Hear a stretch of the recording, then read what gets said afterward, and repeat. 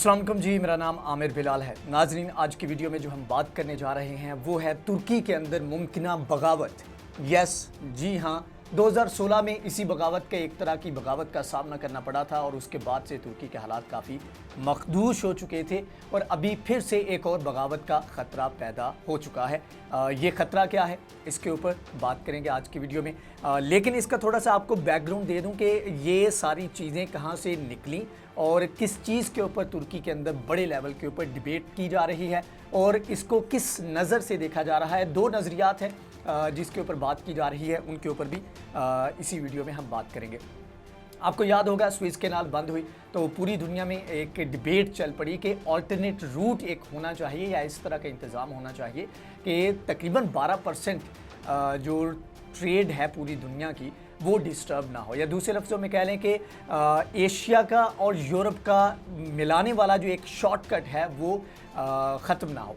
लेकिन बहरहाल इसके ऊपर तो बाद में अगर कभी काम हुआ या इसके ऊपर इसका कोई सद्देबाब निकाला गया तो वो देखा जाएगा। लेकिन ये था कि इस चीज़ से फ़ायदा उठाते हुए इजराइल ने एक अल्टरनेट रूट प्रोवाइड किया। उसने कहा जी हम भी जो है पर्शियन गल्फ से बहीरा अहमर तक जो है ना वो हम निकालेंगे, एक अलग से जो है हम भी अपनी कैनाल बनाएंगे। इसी तरह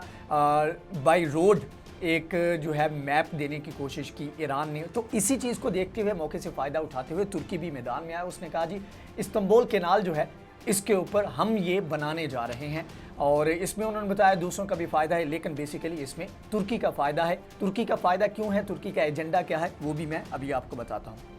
अब इसमें यह है कि बास्फोरस कैनाल 1936 में एक मॉन्टेक्स कन्वेंशन जो था, जो कि मॉन्टेक्स एक सिटी है जो कि स्विट्ज़रलैंड में है, तो उस सिटी की मुनासबत से इसका वो नाम रखा गया। 1936 में ये मुआहदा किया गया जिसमें जो मार्मरा सी है उसके ऊपर तुर्की को एक्सक्लूसिव राइट्स दिए गए, मतलब कि मैरीटाइम सिक्योरिटी और दीगर जो है जो वेसल हैं उनकी मूवमेंट के लिए, आर्मी वेसल जो है उनकी मूवमेंट के लिए तुर्की के ऊपर ना कोई ड्यूटी है कुछ भी, मतलब कि इसके ऊपर जो है तुर्की को एक्सक्लूसिव राइट दिए गए। लेकिन फिर ये हुआ कि तुर्की अब चाहता है कि जो इंटरनेशनल ट्रीटीज़ हैं, जितने भी मुआहदे किए गए हैं, जैसे लॉज़ेन मुआहदा जो कि 100 साल का है, 2023 में वो ख़त्म होने वाला है, तो वो उनसे निकलना चाहता है। क्योंकि 2023 आएगा तो उसके ऊपर एक प्रेशर बिल्ड होगा कि अच्छा जी इस मुआहदे को आप एक्सटेंड करेंगे, इस तरह की चीज़ें चलेंगी, तो उसका पहले से तुर्की अपने तौर पर, रजब तैयब एर्दोगान अपने तौर पर बंदोबस्त कर रहे हैं। अब इसमें यह है कि उन्होंने रिसेंटली, अगर आपको बताऊं कि 2018 में 2 साल पहले रजब तैयब एर्दोगान की जानिब से खुद को इख्तियार के बीइंग ए प्रेसिडेंट, खुद को उन्होंने इख्तियार दिया कि वो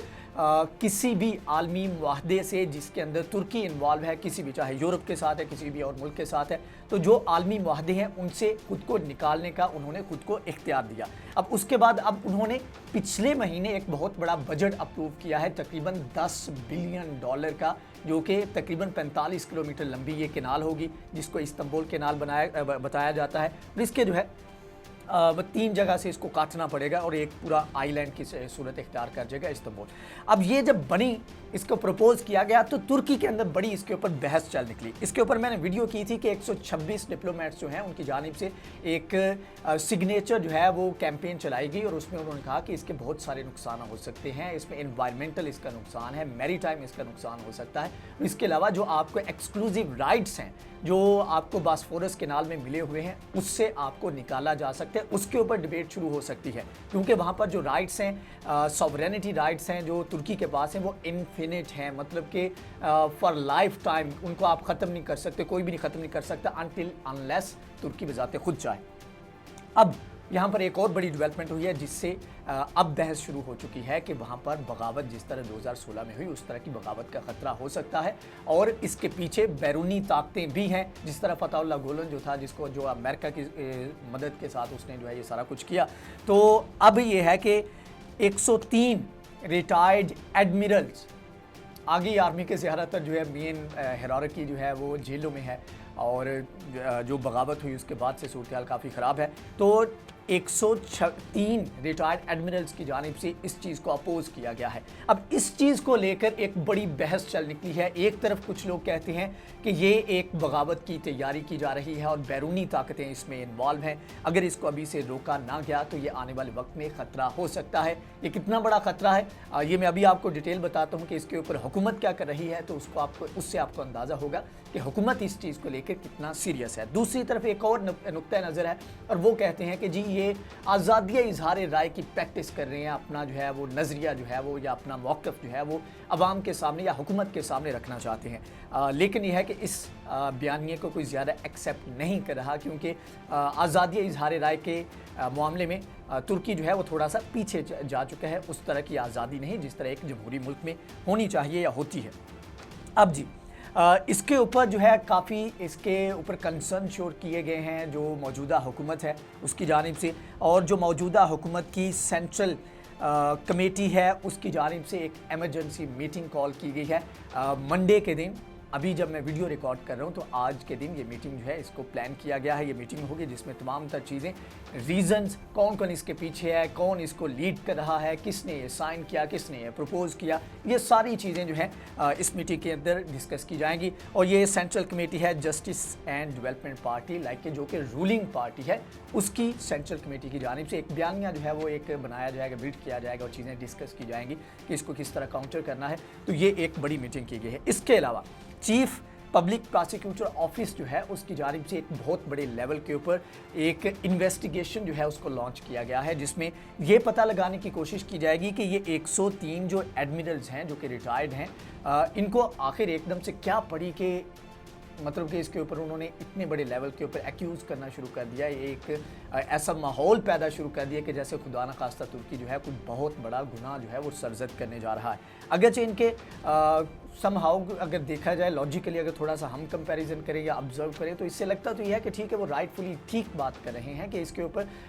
डिबेट तो ऑफकोर्स होगी बॉस्फोरस कैनाल को लेकर, उसके राइट्स के ऊपर भी बात होगी कि जो एक्सक्लूसिव राइट्स मिले हैं, क्योंकि 1936 में जब ये मुआहदा हुआ था तो ये 25 साल के लिए हुआ था। तो उसके बाद से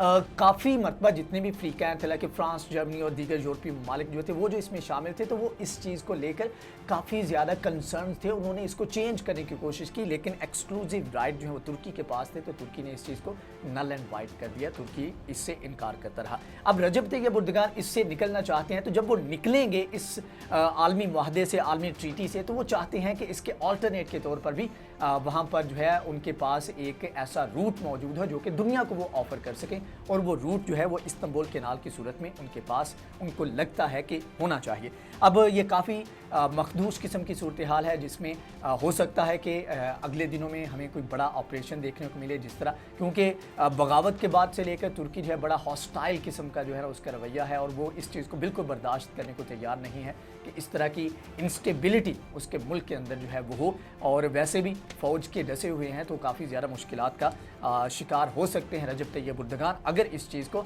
फिलफौर जो है वो टैकल ना किया गया, हैंडल ना किया गया। बहरहाल ये एक ऑनगोइंग सिचुएशन है, डिबेट है, इसके ऊपर मज़ीद जो है एक्शन जब लिए जाएंगे तो उससे